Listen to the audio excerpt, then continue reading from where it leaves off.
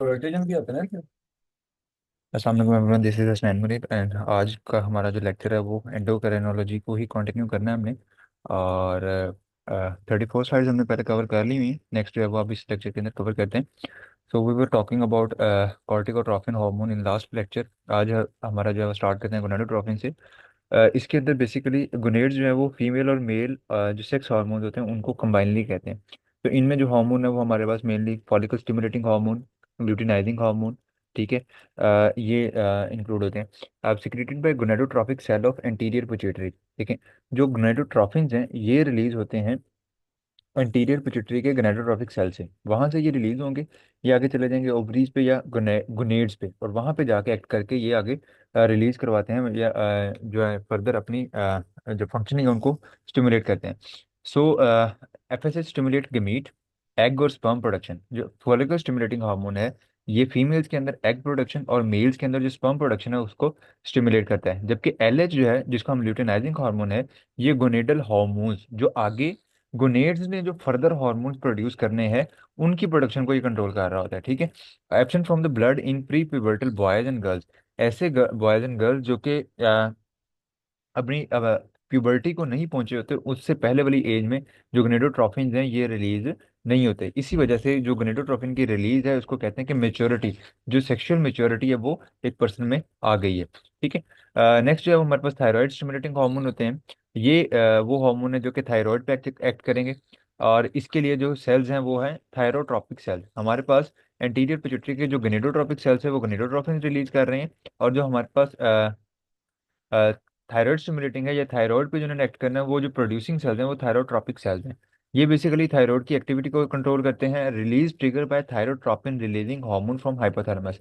इसकी रिलीज को कौन कंट्रोल कर रहा है? As I told you earlier in the yesterday lecture कि हाइपोथैलेमस एक हार्मोन रिलीज करता है, वो आगे पिट्यूटरी को कंट्रोल कर रहा है और पिट्यूटरी आगे फिर उसके रिस्पॉन्स में एक और हार्मोन रिलीज करता है। तो जो थायरोट्रोपिन रिलीजिंग हार्मोन है ये बेसिकली रिलीज होता है from hypothalamus and it will control anterior pituitary के थायरोट्रोपिक सेल्स को। ठीक है, थायरोट्रोपिक सेल्स जो है वो आगे फर्दर रिलीज करेंगे thyroid stimulating hormone. Thyroid stimulating hormone आगे फर्दर एक्ट करेगा ऑन थायराइड, जहाँ से वो थायराइड की फर्दर सिक्रीशन करवाता है जिनमें T3 T4 जो है वो मेन हार्मोन्स हैं। Inhibited by rising blood level of thyroid hormone definitely. अगर ब्लड के अंदर जो थायराइड हार्मोन है वो ज़्यादा हो जाएंगे तो वो डेफिनेटली नेगेटिव फीडबैक के थ्रू इनकी प्रोडक्शन को जो है वो कंट्रोल करते हैं ताकि high level of thyroid hormone जो है वो मौजूद ना हो। थायराइड ग्लैंड का अगर हम स्ट्रक्चर की बात करते हैं तो इसके अंदर हमारे पास two lateral lobe connected by median mass called इस्थीमस।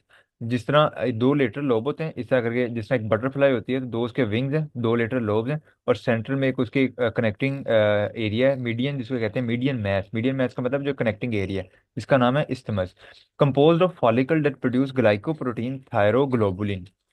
जो थायराइड ग्लैंड है यानी कि ये हमने पढ़ा थायराइड स्टिमुलेटिंग हार्मोन, ये रिलीज हो रहा है एंटीरियर पिट्यूटरी से। एक्ट किस पे करेगा? जाके थायराइड ग्लैंड पे। तो थायराइड ग्लैंड का आगे स्ट्रक्चर हमने देख लिया।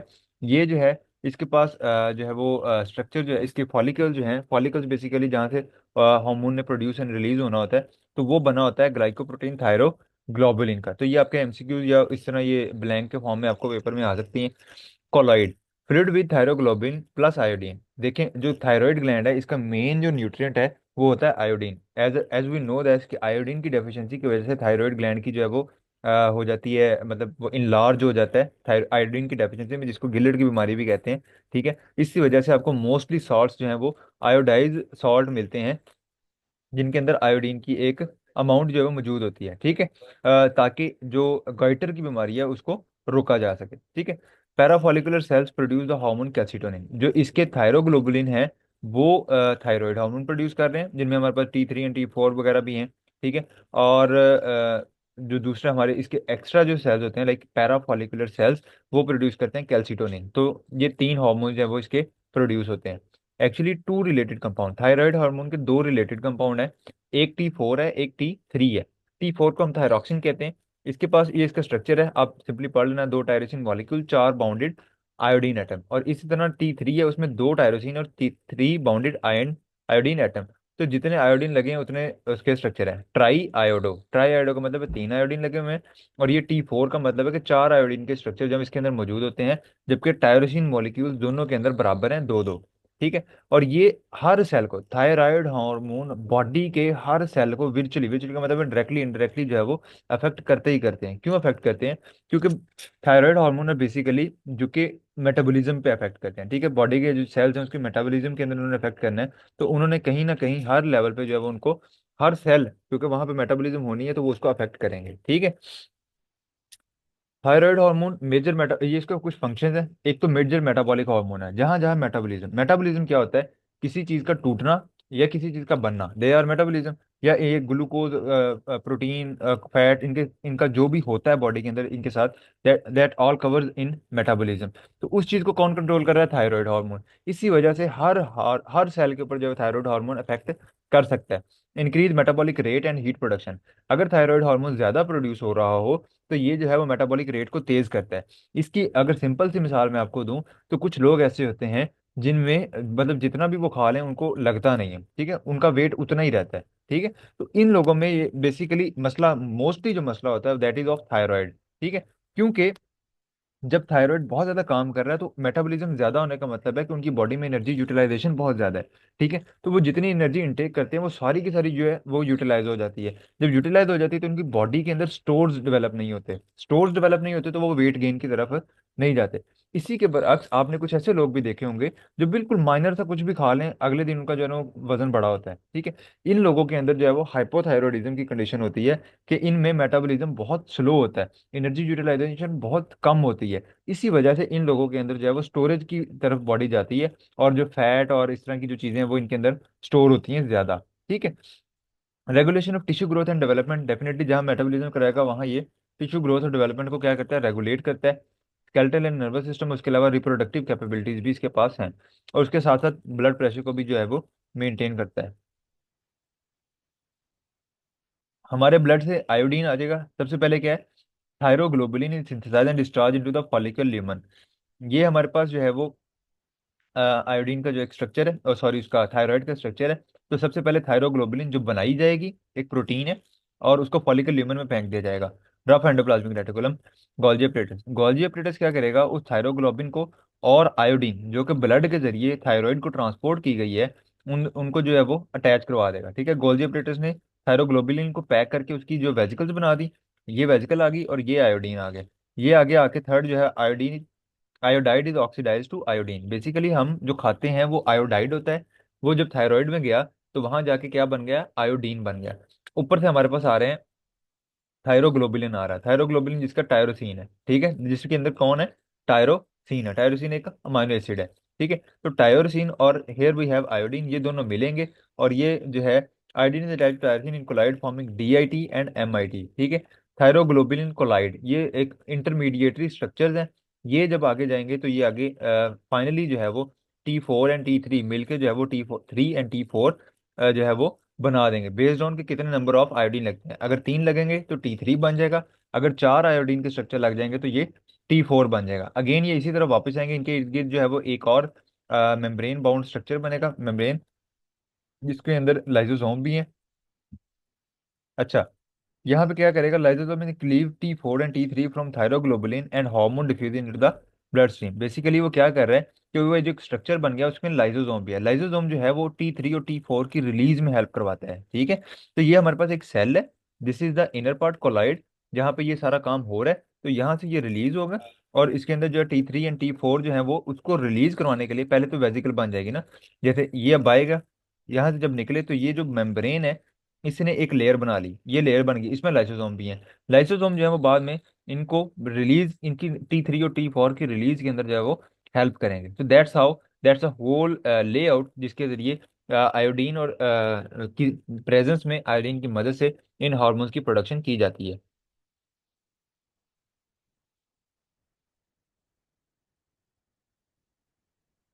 T3 and T4 are transported by thyroxine binding globulin. अब ब्लड में ये फ्रीली मूव नहीं कर सकते।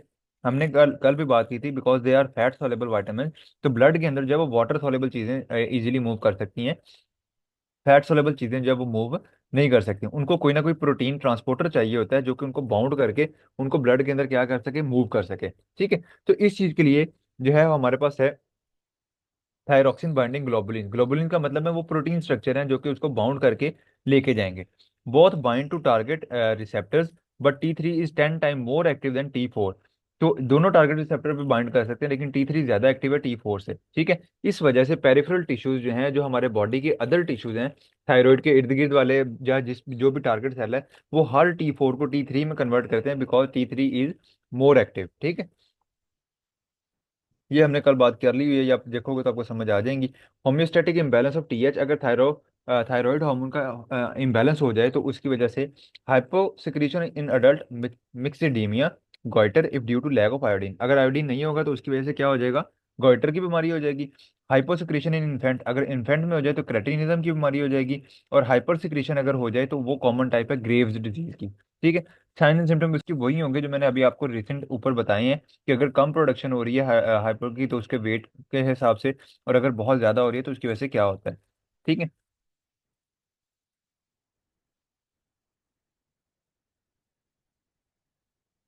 इन बीमारियों की डिटेल ऐसा आपको आपके लेवल पे जो है वो जाननी ज़रूरी नहीं है, लेकिन अगर आप वैसे होगा तो फिर आपको इन द ग्रुप जो है ना वो मैं आपको शेयर कर दूंगा, एक एक लाइन की, दो दो लाइन की डेफिनेशन, कि अगर पूछ ली जाए तो आप बता सको। Otherwise paper point of view से इस तरह ये सिंपल लाइन लिखी होती है, इसी तरह आती है, यहाँ पे ब्लैंक छोड़ देंगे तो आपको बीमारी का नाम ही मोस्टली लिखना होता है, ठीक है।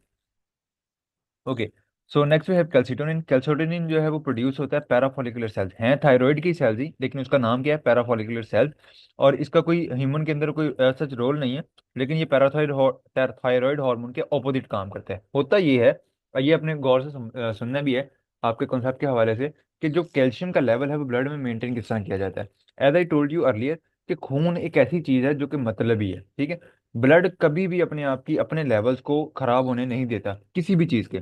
ब्लड की पहली प्रायोरिटी यही है, क्योंकि खून ने हर बॉडी पार्ट में जाना है। तो इस वजह से ये एक निज़ाम है कुदरत का, कि ब्लड के अंदर किसी भी न्यूट्रिएंट का लेवल अब ऊपर नीचे ना हो, ठीक है। तो उसका एक मेंटेनेंस सिस्टम है। मिसाल के तौर पे कैल्शियम है, तो अगर ब्लड का कैल्शियम लेवल एक सेट लेवल है, अगर उससे ज्यादा कैल्शियम हो जाए तो जो हमारा कैल्सिटोनिन हार्मोन है, ये क्या करेगा, ये यहाँ से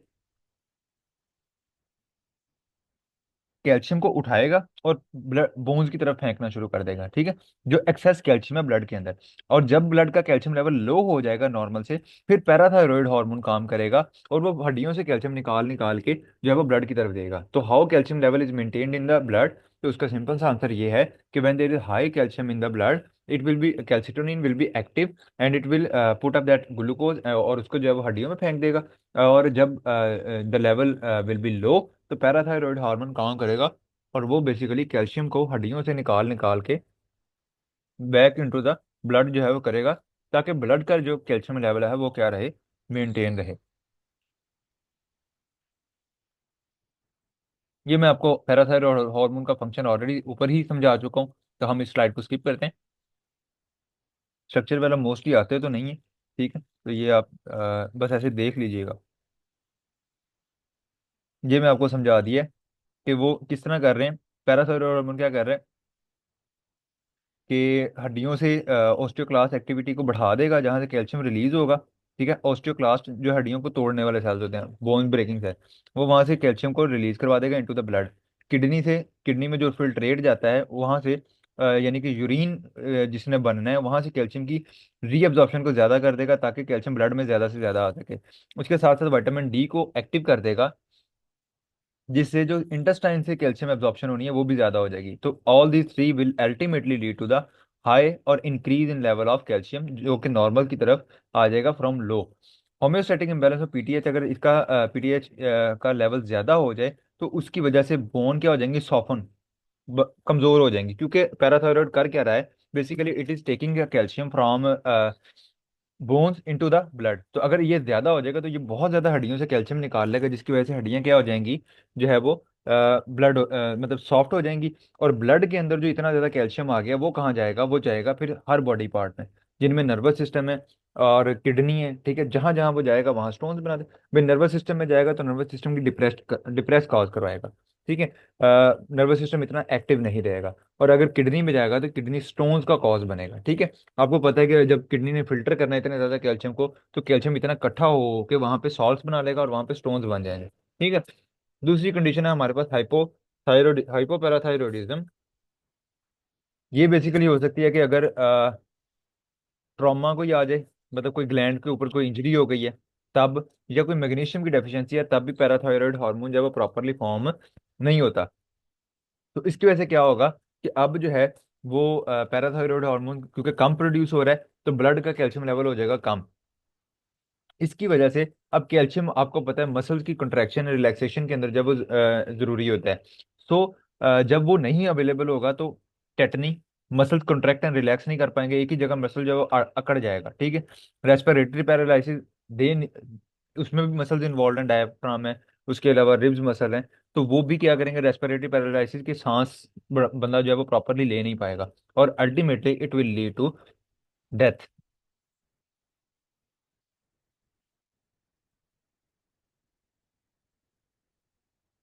नेक्स्ट वी हैव एड्रीनल या suprarenal gland. Suprarenal इसको इसी वजह से कहते हैं क्योंकि ये रीनल यानी कि जो किडनी है उसके ऊपर मौजूद होता है, ठीक है।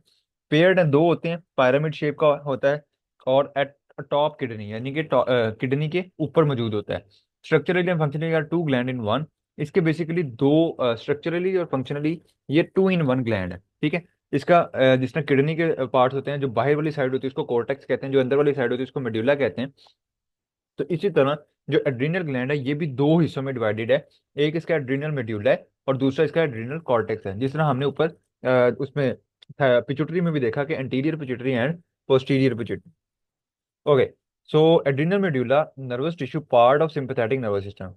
एड्रीनल मेड्यूला जो है वो एक नर्वस टिश्यू है और ये एक सिंपैथेटिक नर्वस सिस्टम का एक पार्ट है, ठीक है। एड्रिनल कॉर्टेक्स जो है इसकी तीन, ये एक ग्लैंडुलर टिश्यू है। देखें जिस तरह हमने पिट्यूटरी के अंदर भी बात की थी कि एक जो हाइपोफाइसिस था यानी कि पिट्यूटरी पोस्टीरियर पिट्यूटरी था, that was nervous, while the anterior pituitary that was glandular. तो इस तरह यहाँ पे भी सेम सिनेरियो है।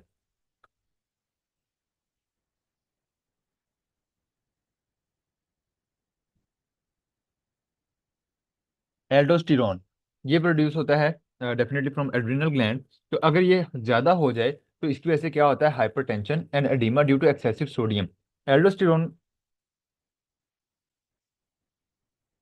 जो है वो सोडियम की एब्जॉर्प्शन करवा रहा है, रीअब्जॉर्प्शन। तो ज्यादा जब सोडियम एब्जॉर्ब हो जाएगा ब्लड के अंदर तो उसकी वजह से वाटर भी रिटेन करता है। जहां जितना ये एक कॉमन रूल है कि जब सोडियम रीअब्जॉर्ब होता है तो पीछे पीछे सोडियम के पीछे पीछे जो है वो पानी आता है, ठीक है। तो अगर बॉडी के अंदर हाई सोडियम है तो उसकी वजह से आप बॉडी जो है वो किस स्टेट में चली जाएगी, एडीमा में। और सोडियम जो है वो हाइपरटेंशन यानी कि ब्लड प्रेशर की बीमारी का वजह भी बनता है, ठीक है।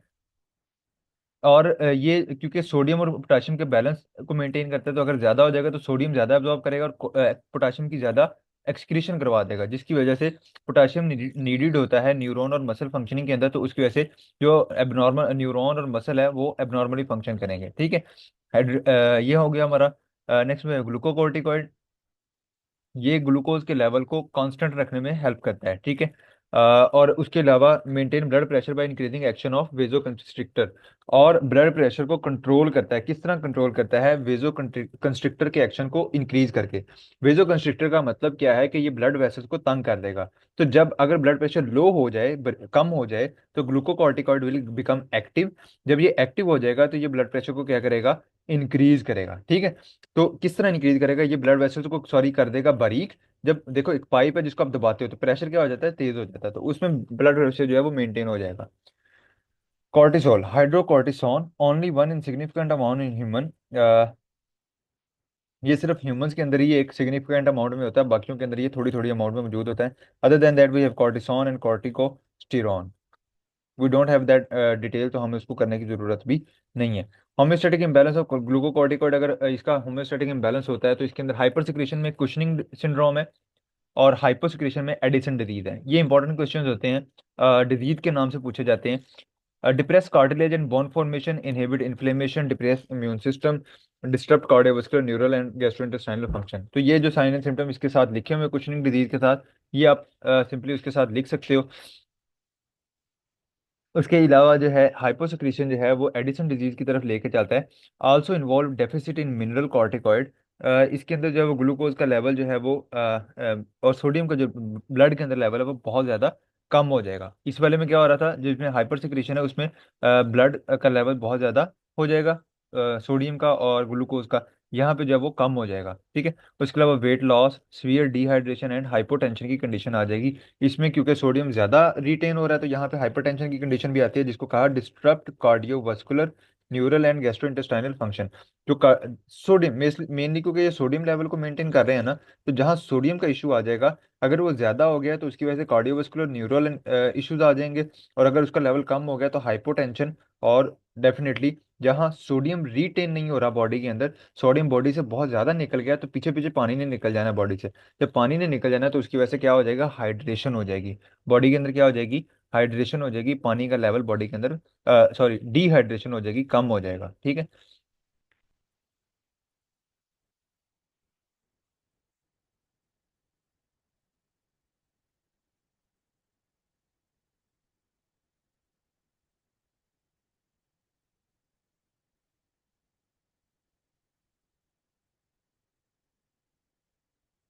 ये एक इफेक्ट है ग्लूकोकॉर्टिकॉइड का excess effect.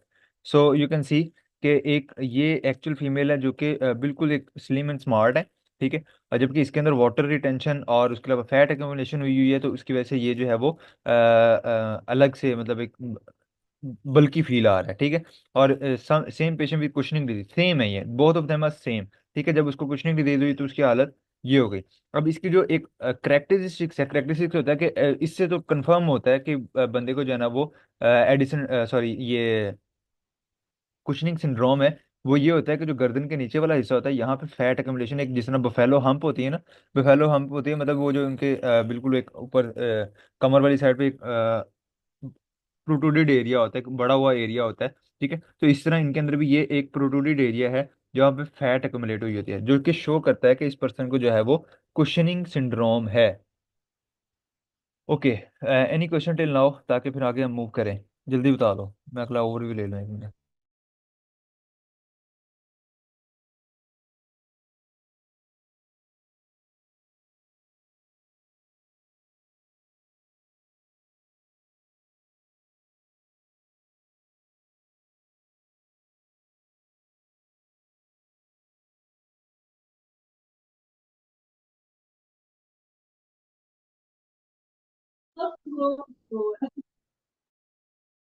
Okay, next we have gonadotropic gonadocorticoids, sorry. Gonadocorticoid को हम सिंपली सेक्स हार्मोन्स भी कहते हैं। इसके अंदर हमारे पास mostly weak androgen, male sex hormones converted to testosterone in tissue cells, some to estrogen. जो एंड्रोजन्स होते हैं ये एक जर्नल क्लास है, ये आगे कन्वर्ट होते हैं इनटू टेस्टोस्टेरॉन, एंड कुछ जो है वो टेस्टोस्टेरॉन में कन्वर्ट हो जाते हैं, और कुछ जो है वो एस्ट्रोजन के अंदर जो है ना कन्वर्ट हो जाते हैं। So may contribute to onset of puberty, definitely जो बलूगत होती है, जो एक मेच्योरिटी होती है, उसके स्टार्ट के अंदर जो है वो, या उसकी इनिशिएशन के अंदर जो है वो गोनेडोकॉर्टिकॉइड्स हार्मोन जब वो रोल प्ले करते हैं। Appearance of secondary sex characters, secondary sex characters होते हैं कि जिस तरह ये बियर्ड आना, और उसके अलावा एक मेल पैटर्न वॉइस, अगर मेल्स के अंदर बात करें, और फीमेल्स के अंदर जो उनके स्पेसिफिक करेक्टरिस्टिक्स आना जो कि उनकी मेच्योरिटी को शो करते हैं। एस्ट्रोजन इन पोस्ट मेनोपॉजल वुमेन, उसके अलावा जो पोस्ट मेनोपॉजल वुमेन होती हैं, यानी कि ऐसी वुमेन जो 40 या ईयर के बाद चली जाती हैं, जिनके अंदर मेनोपॉज जो है वो, या मेंस्ट्रुअल साइकिल जो है वो स्टॉप कर जाता है, उन्हें कहते हैं मेनोपॉजल वुमेन। करता है, ये एक नॉर्मल मैकेनिज्म है सारी वुमेन्स के अंदर जो है वो, एक एज के बाद जो है वो, मोस्टली उसको 40 ईयर्स कहते हैं, उसके बाद जो है वो ये मेनोपॉजल कंडीशन आती है, तो उस दौरान एस्ट्रोजन के लेवल को भी जो है मेंटेन करते हैं गोनेडोकॉर्टिकॉइड। तो इसके अंदर हमारे पास हाइपर सिक्रेशन अगर हो जाए, तो एड्रीनोजेनिटल सिंड्रोम, एक ऐसी सिम्टम है कि एड्रीनोजेनिटल सिंड्रोम हो जाता है। मेस्कुलिनाइजेशन, मेस्कुलिनाइजेशन का मतलब है कि मेल की करेक्टरिस्टिक्स आ जाएंगी। अडल्ट मेल है तो उसमें डेफिनेटली इसकी हाइपर सिक्रेशन जो है वो इतनी ज़्यादा नोटिसेबल नहीं है, लेकिन फीमेल्स और प्री प्यूबर्टल मेल्स, ऐसी फीमेल, मेनली तमाम फीमेल्स, और ऐसे मेल जो अभी प्यूबर्टी स्टेज पे नहीं आए, उससे पीछे हैं, यानी कि बॉयज, उनमें जो है वो इसके सिम्टम विजिबल होते हैं। हाइपर सिक्रीशन ऑफ ग्रैंडोकॉर्टिकॉइड्स के क्या सिम्टम है, कि बॉयज हैं तो डेफिनेटली उनमें जो उनके रिप्रोडक्टिव ऑर्गन है वो ऑलरेडी मेच्योर हो चुके होंगे, और उनमें बहुत जल्दी जो है वो एक मेच्योर, सेक्सुअली मेच्योर मेल की करेक्टरिस्टिक्स आ जाती हैं, लाइक बियर्ड बहुत जल्दी आ जाए, ठीक है, और उनकी आवाज़ बहुत ज़्यादा भारी हो जाए, ठीक है। तो ये जो एक इस तरह की जो कंडीशन होती हैं वो पहले आनी शुरू होती हैं, और इनमें गंजापन भी जल्दी आता है, ठीक है। फीमेल्स के अंदर जो है वो डेफिनेटली अगर एंड्रोजन यानी कि जो मेल बेसिकली मेल हार्मोन है, अगर उसका लेवल ज़्यादा हो जाता है किसी भी एज की फीमेल में, बेशक वो प्री प्यूबर्टल हैं या वैसे फीमेल्स हैं आफ्टर प्यूबर्टी हैं, उनमें फीमेल्स में कुछ बियर्ड आना, उसके अलावा उनके masculine pattern of body hair, ठीक है, कि बॉडी हेयर्स आना, बालों बाजुओं पे या पाँव पे बॉडी हेयर्स निकल आना, ठीक है, और इस तरह की जो है वो कंडीशन जो है उनके अंदर मौजूद होती हैं, तो वो शो करता है कि उनके अंदर हाइपर सिक्रीशन ऑफ गोनेडोकॉर्टिकॉइड्स है।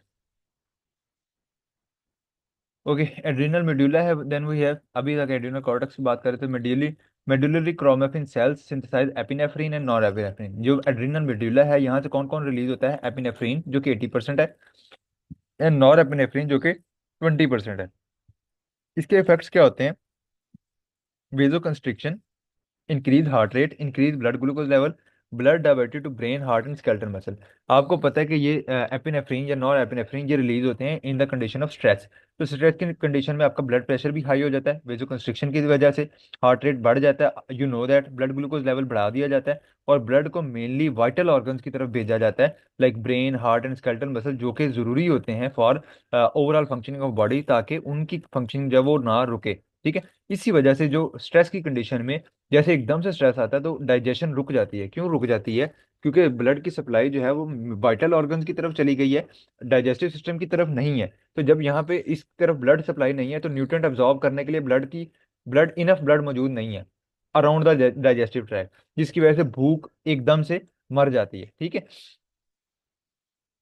हाइपर सिक्रेशन अगर हो जाए तो डेफिनेटली, क्योंकि ये ब्लड ग्लूकोज लेवल को बढ़ा रहा है तो हाइपरग्लाइसीमिया हो जाएगा, हार्ट रेट को बढ़ा रहा है तो मेटाबॉलिक रेट ज़्यादा हो जाएगा, हार्ट बीट भी बढ़ जाएगी, पैल्पिटेशन यानी कि पल्स रेट ज़्यादा हो जाएगा, हाइपरटेंशन की कंडीशन आ जाएगी, और बहुत ज़्यादा नर्वसनेस और स्वेटिंग हो जाएगी, जिस तरह एक ब्लड प्रेशर के मरीज के अंदर होता है, ठीक है।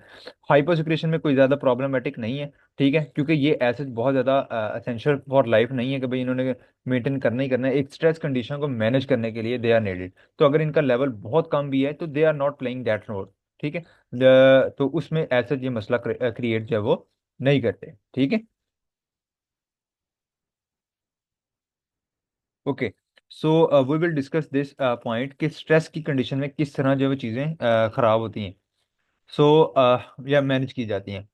दो तरह के स्ट्रेस हैं, short term stress and prolonged stress है। शॉर्ट टर्म स्ट्रेस को डायरेक्टली जो है वो स्पाइनल कॉर्ड डील कर लेता है, ठीक है। स्पाइनल कोड जो है वो आगे क्या करेगा? वो आगे प्री गैंग्लियोटिक सिंड्रोम से जो है एड्रिनल मेड्यूला पे एक्ट करेगा, जो कि एपिनेफ्रिन नॉर एपिनेफ्रिन को रिलीज करेंगे, जिसकी ये सारी कंडीशन हमने ऑलरेडी पढ़ ली है। प्रोलॉन्ग स्ट्रेस होता है कि जो एक लंबे अरसे तक जो है वो स्ट्रेस जा रहा है, तो यहाँ पे क्या होगा कि यहाँ पे कॉर्टिकोट्रोपिक सेल जो है वो टारगेट करेंगे एड्रिनल कॉर्टेक्स को। यहाँ कौन शॉर्ट टर्म स्ट्रेस में कौन आ रहा है? मेड्यूला। जब लॉन्ग टर्म स्ट्रेस है तो उसके अंदर एड्रिनल कॉर्टेक्स जब अपना रोल प्ले करेगा और वो रिलीज करवाएगा ग्लूकोकॉर्टिकोइड एंड मिनरल कॉर्टिकोइड। ये बेसिकली लॉन्ग टर्म रिस्पॉन्स देते हैं स्ट्रेस के केस में, जिनमें क्या है, protein and fat converted to glucose और ब्रोकन डाउन फॉर एनर्जी।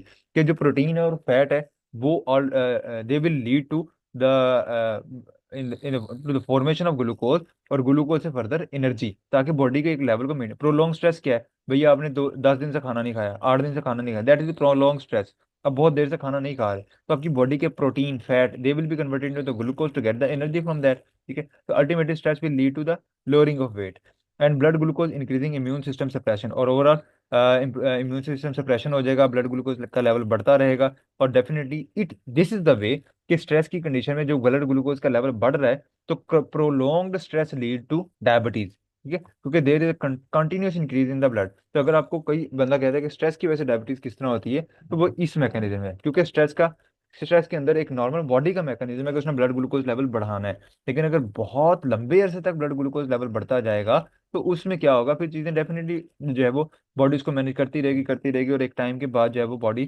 थक हार के बैठ जाएगी, and that will be termed as diabetes mellitus। Okay, ये कल करेंगे, अभी बोर हो जाओगे तुम लोग, अभी 17 स्लाइड्स रहती हैं, तो मेरे ख्याल है वो तीसरे लेक्चर के अंदर हो जाएंगी, वैसे आप लोगों ने पढ़ी हुई हैं ये चीज़ें, but still we will cover them up in the next lecture. अभी कहते तो मैं अभी करा दूंगा, अभी हैं 5 7 8 मिनट हैं, मेरे ख्याल कवर हो जाएगा, लेकिन इट्स अप टू यू।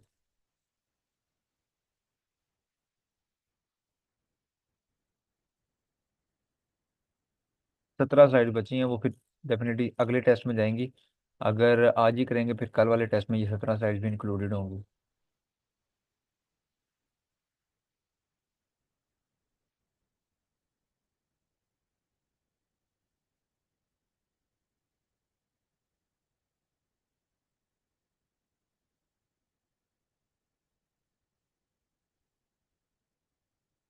चलें ठीक है, फिर कल करते हैं इसको। और इसको जो है अभी के लिए इतना ही काफ़ी है, ठीक है। ओके बच्चों, अल्लाह हाफिज़, thank you so much for being with me.